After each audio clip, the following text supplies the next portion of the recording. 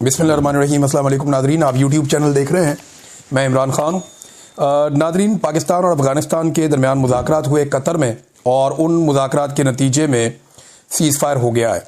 अब दोबारा मुज़ाकरात होंगे। कतर के अंदर जाकर ख्वाजा आसिफ साहब और दीगर कुछ और लोग थे, ये लोग वफ़द लेकर गए कतर में, जबकि अफ़गानिस्तान का वफ़द भी वहीं पर आया और इनके बीच में मुज़ाकरात हो गए। मुज़ाकरात का पहला दौर जो है उसको कामयाब करार दिया गया कतर की जानिब से, और ये कहा गया कि जनाब मामला तय हो गए हैं और फिलहाल सीज़ फायर है। दोनों ममालिक एक दूसरे की सरजमीन का एहतराम करेंगे, यानी पाकिस्तान कोई एरियल स्ट्राइक नहीं करेगा, ड्रोन अटैक नहीं करेगा अफगानिस्तान में, जबकि अफगानिस्तान भी पाकिस्तान के अंदर किसी किस्म का कोई अटैक नहीं करेगा। और दोनों कोशिश करेंगे कि एक दूसरे के खिलाफ उनकी सरजमीन इस्तेमाल ना हो। 25 अक्टूबर को इस्तांबुल में यानी तुर्की में दोबारा मुज़ाकरात होने जा रहे हैं। अब कतर और तुर्की दोनों का शुक्रिया अदा किया पाकिस्तान की जानिब से। देखें, ये मुज़ाकरात जो हैं वो कतर की जगह काबुल में हो सकते थे, इस्लामाबाद में हो सकते थे, पेशावर में हो सकते थे, और ये बिल्कुल हो सकते थे। ऐसा कोई दूरियां थी नहीं दोनों मुल्कों के बीच में। लेकिन मौजूदा जो हुक्मरान है पाकिस्तान के अंदर और अफगानिस्तान के अंदर, वो इसमें मुकम्मल तौर पर नाकाम रहे। भारत की डिप्लोमेसी काम कर गई, पाकिस्तान की कमज़ोर थी, लेकिन अच्छा हुआ कि ये उस रास्ते पर चले जो रास्ता इमरान खान साहब ने बहुत पहले बताया था। एक तो ना इनका साबुन बड़ा स्लो है, इनका दिमाग भी बहुत आहिस्ता काम करता है। इमरान खान ने बहुत पहले कहा था कि आपको अगर दहशतगर्दी ख़त्म करनी है तो आप अफगानिस्तान के साथ बैठ जाइए, उसके साथ बैठ के आप बात कीजिए। दूसरा, इमरान खान ने कहा था कि जो कबायली जरगे हैं, मकामी कबाइल हैं, उनको एतमाद में लीजिए। खैबर पख्तूनख्वा की हुकूमत को भी एतमाद में लिया जाना चाहिए, और फिर आपका दहशतगर्दी का मसला तेज़ी से हल होगा। ताकत का इस्तेमाल खाली किसी मसले का हल नहीं होता, उसके साथ आपको बहुत सारी पॉलिटिक्स और दीगर चीज़ें करनी पड़ती हैं।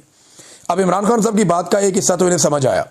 इन्होंने अफगानिस्तान के साथ मुज़ाकरात शुरू किए, लेकिन तब शुरू किए जब काफ़ी पानी पुलों के नीचे से बह गया था। फ़िलहाल कतर के अंदर एक खुशाइन चीज़ है कि मुज़ाकरात का पहला दौर इस हद तक कामयाब हुआ कि अब पाकिस्तान अफगानिस्तान में और अफगानिस्तान पाकिस्तान में कोई कार्रवाई नहीं करेगा।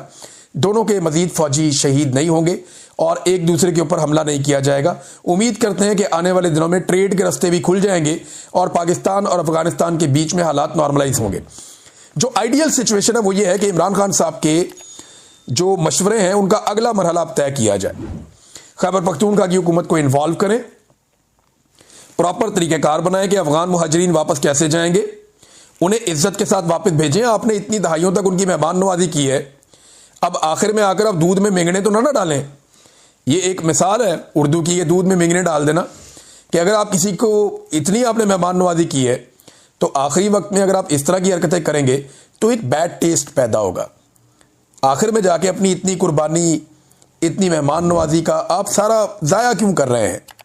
लिहाजा उन्हें एहतराम के साथ वापस उनके मुल्क में भिजवाया जाए, बड़े तरीके से उनके साथ मामलात मैनेज किए जाए, और दोनों ममालिक मिलकर दहशतगर्दों के खिलाफ कार्रवाई करें। अफगानिस्तान को जो लोग मतलूब हैं पाकिस्तान उनके खिलाफ कार्रवाई करे, पाकिस्तान को जो लोग मतलूब हैं अफगानिस्तान उनके खिलाफ कार्रवाई करे। जब दोनों ममालिक की सरजमीन तंग हो जाएगी दहशतगर्दों के लिए, तो उनके पास दो रास्ते होंगे, या तो वो दीवार के साथ लग जाएंगे, उनको मरना पड़ेगा, या फिर उन्हें हथियार फेंकने पड़ेंगे और सरेंडर करना पड़ेगा सरकार के सामने। तो ये एक आइडियल सिचुएशन हो सकती है जिसका तस्करा इमरान खान साहब ने एक मरतबा नहीं कई मरतबा किया है। बहरहाल अब दूसरे ममालिक हमारी सुलह करवा रहे हैं अफगानिस्तान के साथ, और ये वो अफगान तालिबान हैं जिनको हमने खुद बनाया था। मैं ज़ियाउल हक का एक स्टेटमेंट सुन रहा था जिसमें वो ये कह रहा था कि अगर जनाब रूस को ना रोका गया अफगानिस्तान में और अफगानों को शिकस्त हो गई तो पाकिस्तान मलिया मेट हो जाएगा। डरा डरा के पाकिस्तानियों को इतने डॉलर इकट्ठे किए ज़ियाउल हक ने और उसके जर्नैलों ने, पाकिस्तान में क्लाशनकोव कल्चर और मनशियात लाके तबाह बर्बाद कर दिया पूरी कौम को। ये पहला जो इसका कसूरवार है ज़ियाउल हक। उसके बाद जनाब मुशर्रफ का टाइम आया तो वो अमेरिका की जंग का हिस्सा बन के उन्हीं तालिबानों के खिलाफ हो गया, और एक नई जंग में उसने पाकिस्तानियों को झोंक दिया कि जनाब अगर अमेरिका की बात ना मानी और वो आ गया तो वो पाकिस्तान को पत्थर के दौर में धकेल देगा। अब ये एक मुशर्रफ साहब का भी खौफ था, ज़ियाउल हक भी बुज़दिल था, मुशर्रफ भी बुज़दिल था। तो इन दोनों ने हमें एक ऐसी जंग का हिस्सा बनाया जिसका पाकिस्तान को हिस्सा नहीं बनना चाहिए था। और अब अगर आप बात करें तो मौजूदा जो मिलिट्री क़यादत है वो भी इस खित्ते को और इस सारे रीजन को ऐसे ही देख रही है। हालांकि होना ये चाहिए कि हम अफगानिस्तान के साथ मामला तय करें और दहशतगर्दी के खात्मे के लिए मिलकर काम करें ताकि दोनों को कामयाबी मिल सके और हमारी जो मगरबी सरहद है वो हमेशा के लिए महफूज हो जाए। नादरीन, गजा के हवाले से पाकिस्तान ने एक मुआहदा तो किया है, मुआहदे के ऊपर दस्तखत भी किए हैं। डोनाल्ड ट्रंप के बकौल जो गजा का अमन मुआहदा है उस पर सारों ने दस्तखत किए। शहबाज शरीफ वगैरह मुकर गए थे कि जनाब हमने तो दस्तखत किए जिस पेपर पे, वो तो पेपर में कुछ और लिखा था, यहाँ पे तो कुछ और है। लेकिन जब वो पेपर सामने आए और जब डोनाल्ड ट्रंप ने कहा तो इन्होंने उसको डिनाई नहीं किया।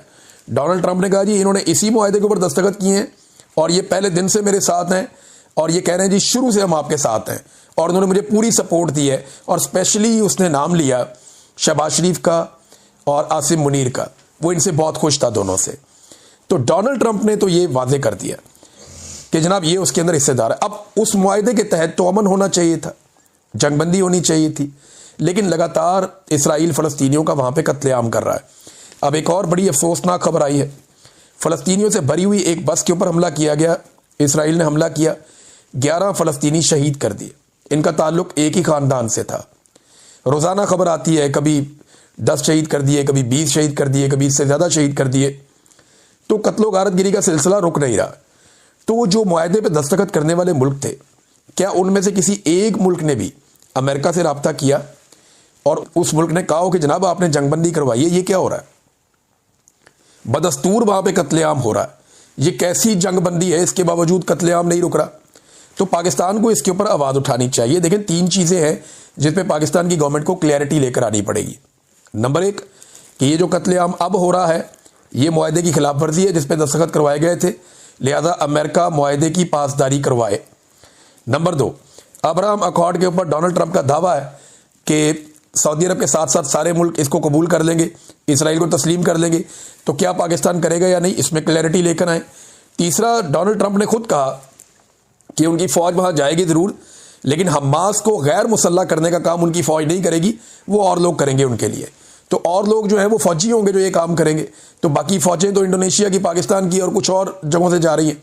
तो पाकिस्तान इसमें भी क्लैरिटी लेकर आए कि क्या पाकिस्तान वहाँ फ़ौज भेज रहा है, और अगर भेज रहा है तो किस काम के लिए भेज रहा है, और क्या वो हमास के साथ कोई मुज़ामत में या हमास के साथ किसी मुखालफत में जाएंगे, या वो इसराइल के ख़िलाफ़ वहाँ पे जा रहे हैं, किस काम के लिए जा रहे हैं, इसके अंदर भी क्लैरिटी लेकर आनी चाहिए। नाज़रीन, इसमें एक और ख़बर है कि क्या पाकिस्तान को अब्राहम अकॉर्ड ज्वाइन करना चाहिए। इस पर फ़वाद चौधरी साहब बेसिकली एक लिबरल आदमी है, फ़वाद चौधरी साहब, और इस एक्सट्रीम पे वो चले जाते हैं कि यानी वो कहते हैं कि तहरीक लब्बैक के लोगों को अगर गोलियां भी मारी गई, कुचला भी गया तो भी ठीक है। हत्ता कि वहाँ पे मेरे ख्याल में मैंने काफ़ी सारी लाशों की तो तस्वीरें मेरे पास हैं जो तहरीक लब्बैक वाले भेजते रहे। बंदे तो मरे हैं, देखें अब आप कितना छुपाएंगे। आप लाशें छुपाने का एक हुनर तो आता है पाकिस्तान के अंदर सिक्योरिटी फोर्सेस को, पहले भी छुपाई हैं फिर छुपा ली, लेकिन अब ये लोग दावा कर रहे हैं जी मरा ही कोई नहीं। तहरीक लब्बैक वाले अभी भी उन्होंने जाके अदालत में कहा कि जनाब हमारी लाशें हमें वापस की जाएं। आप ज़रा पंजाब में माहौल खोलें ना, लोगों को तंग करना बंद करें और फिर आप लोगों से पूछें, एक इश्तिहार चला दें पाकिस्तान टेलीविज़न पे कि जिस जिसका बंदा वापस नहीं आया या जिसकी लाश है वो रब्ता करे, तो आपको पता चल जाएगा। एक जुडिशल कमीशन बना दें। अगर तो देखें ना तहरीक लब्बैक वाले झूठ बोल रहे हैं या जो मकामी अफराद हैं वो झूठ बोल रहे हैं, तो एक कमीशन बना दे, पता चल जाएगा कितने लोग शहीद हुए और कितने नहीं हुए। तो फवाद चौधरी साहब चले जाते हैं, वो बड़ा उनका लिबरल किस्म की एक अप्रोच है। तो उन्होंने एक सर्वे करवाया क्या पाकिस्तान को अब्राहम अकॉर्ड ज्वाइन करना चाहिए। इस पे 37,397 वोट पड़े, जिनमें 85.1% वोटर्स ने कहा कि पाकिस्तान को अब्राहम अकॉर्ड का हिस्सा नहीं बनना चाहिए, यानी पाकिस्तान को इसराइल को तस्लीम नहीं करना चाहिए इस तरीके से। और 9% लोगों ने कहा कि हाँ कर लेना चाहिए, बहुत थोड़े हैं 9%। जबकि 5.8% लोगों ने कहा कि हमें मालूम नहीं, हम इसके ऊपर राय नहीं देना चाहते। लेकिन 85.1% लोगों ने कहा कि अब्राहम अकॉर्ड को पाकिस्तान को तस्लीम नहीं करना चाहिए या उसका हिस्सा नहीं बनना चाहिए। ये जनाब फवाद चौधरी साहब ने करवाया था। तो लोगों की आवाज़ जो है, जो जमहूर की आवाज़ होती है, वही किसी जमहूरी मुल्क के अंदर हकीकी राय होती है। नादरीन, तहरीक लब्बैक की जानिब से भी अब खबरें आना शुरू हो गई है और ये कुछ सहाफ़ियों ने इसको पोस्ट किया और उन्होंने दावा किया कि तहरीक लब्बैक ने ये स्टेटमेंट दिया है कि 13 अक्टूबर को जो किया गया वो 13 अप्रैल 1919 को जो जलियांवाला बाग में हुआ था उसको दोहराया गया। जलियांवाला बाग में आप अगर 13 अप्रैल 1919 को अगर आप निकाल के पढ़ें तो आपको पता चलता है कि एक जनरल डायर हुआ करता था और बड़ी इबरतनाक मौत हुई उसको बाद में। तो जनरल डायर ने जलियांवाला बाग में घेर के लोगों का कत्लेआम कर दिया था और उसके बाद एक बड़ी खौफनाक तहरीक चल गई थी। तो इन्होंने कहा ये जलियांवाला बाग की तरह का वाक़या हुआ। यही बात जो है वो आरिफ अलवी साहब ने भी कही थी। अब उन्होंने मुतालबात ये किए कि एक तो जुडिशल कमीशन बनाया जाए, इस पर तमाम जितनी भी पार्लियामेंट के अंदर जमातें हैं वो इस साने का इसकी मजम्मत करें। CM Punjab, IG Punjab, IG Islamabad, इनको ओहदों से हटाया जाए, एक और पुलिस वाला उसको भी, और इक़दाम कत्ल और दहशत गर्दी की FIRs इनके खिलाफ दर्ज की जाएं और तमाम मदारस और मसाजिद जो बंद कर दी गई हैं उन्हें वापस खोला जाए। अब मैं एक चीज़ आपको और बताता हूँ, मेरे सोर्स है उसने मुझे ये बात आज से कुछ अर्सा पहले बताई थी और बड़ी डेंजरस ये बात है, बड़ी खौफनाक है। और ये मेरा सोर्स जो है वो इस वक्त गवर्नमेंट का हिस्सा है। उसने मुझे कहा कि हमें तो ये बड़ी क्लैरिटी के साथ कह दिया गया एस्टेब्लिशमेंट की जानिब से, जो हम कहते हैं वो करो, आंखें बंद करके करो, जो हम कहते हैं वो कर दो। ये मत देखेंगे पब्लिक उसके बारे में क्या सोचती है, उसका नतीजा क्या निकलेगा, अदालत क्या कहेगी, कल क्या होगा। कंट्रोल करना हमारा काम है। जो हम कहते हैं आंखें बंद करके करो। ये पैगाम ना सिर्फ हुकूमतों को दिया गया बल्कि ब्यूरोक्रेसी को भी दिया गया कि आप हमारी बात मानते जाएं, आपका तहफ़्फ़ुज़ हमारी जिम्मेदारी। ये इस वक्त पाकिस्तान की मिलिट्री एस्टेब्लिशमेंट का रवैया है।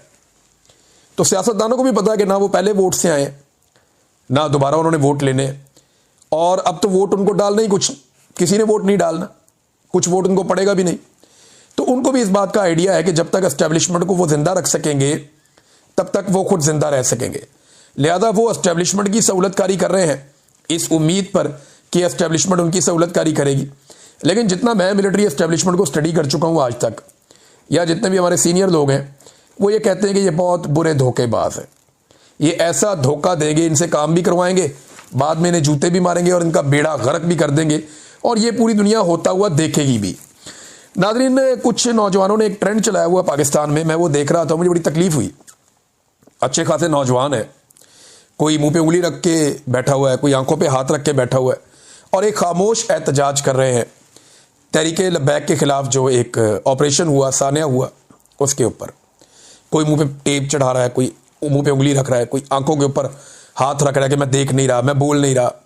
ये खामोश एहतजाज है। देखिए, मैं नौजवानों से ये कहना चाहता हूँ कि ऐसा एहतजाज उन मुल्कों में होता है जहाँ पे जमहूरियत होती है, इंसानी हुकूक होते हैं, जहाँ पे जमहूरी इक़दार होती हैं, जहाँ पे गैरत बाकी होती है, जहाँ पे इंसानियत बाकी होती है।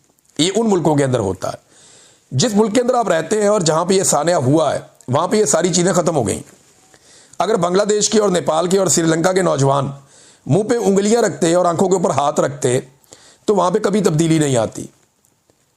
उन्होंने मुंह पे उंगली नहीं रखी, उन्होंने चिल्लाकर अपनी आवाज़ उठाई, उन्होंने आंखों पे हाथ रखने के बजाय अपनी आंखें खोली और लोगों की भी आंखें खोली। तो ये एक मरियल सा एहतजाज करने से कुछ नहीं होगा। ये वक्त है मुज़ामत करने का। नौजवानों को मुज़ामत करनी चाहिए। अगर वो गलत चीज़ देखते हैं तो उसके खिलाफ आवाज़ उठाएं, उसे रोकने की कोशिश करें। जुल्म के खिलाफ खड़े होना बहुत ज़रूरी होता है, उसके आगे बंद बांधना बहुत ज़रूरी होता है। और म्यूज़िक लगाया जा रहा है कि ऐसे दस्तूर को, सुबह बेनूर को, मैं नहीं मानता, मैं नहीं मानता। आजकल बड़ा वायरल है ये म्यूज़िक। ये म्यूज़िक से इनकलाब नहीं आएगा। आप अपने मुंह पे उंगलियां रखेंगे, इससे आपको इंसाफ नहीं मिलेगा। आप अपनी आंखों पे हाथ रखेंगे, आपको इंसाफ नहीं मिलेगा। आप मुंह पे टेप चढ़ाएंगे, आपको इंसाफ नहीं मिलेगा, आपको बोलना पड़ेगा। देखें, मैंने कितनी मार खाई और बेशुमार लोगों ने बहुत मार खाई। बोल रहे हैं ना, काम कर रहे हैं।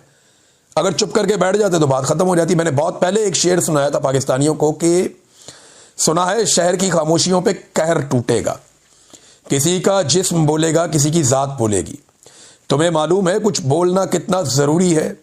अगर खामोश हो जाओगे तो फिर मात बोलेगी। मात, शिकस्त। शिकस्त आदमी तब खाता है जब बंदा उसको तस्लीम कर देता है कि हाँ मैं हार गया। जब तक आप हार नहीं मानते, आपका मुकाबला जारी रहता है। तो मेरा पाकिस्तानियों से उम्मीद है कि आपसे इससे बेहतर की उम्मीद है। आपने मुंह पे उंगली रख ली और आंखों पे पट्टी बांध ली, फिर तो आप फारिग हैं।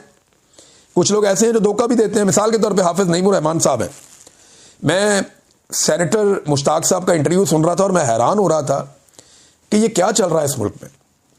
हाफिज नईमुर रहमान साहब जिस वक्त जलसों में खड़े होकर ये मुतालबात कर रहे थे इमरान खान से कि आप ट्वीट क्यों नहीं कर रहे इसराइल के खिलाफ, हालांकि बेशुमार ट्वीट्स हैं इमरान खान की इसराइल के खिलाफ, ढेर लगा पड़ा है, ट्वीटों का एक लंडा बाजार है और ट्वीटों से कुछ नहीं होता। इमरान खान ने बहुत ट्वीट किए, बड़े स्टेटमेंट दिए हुए हैं और सबको उनकी पोजीशन पता है।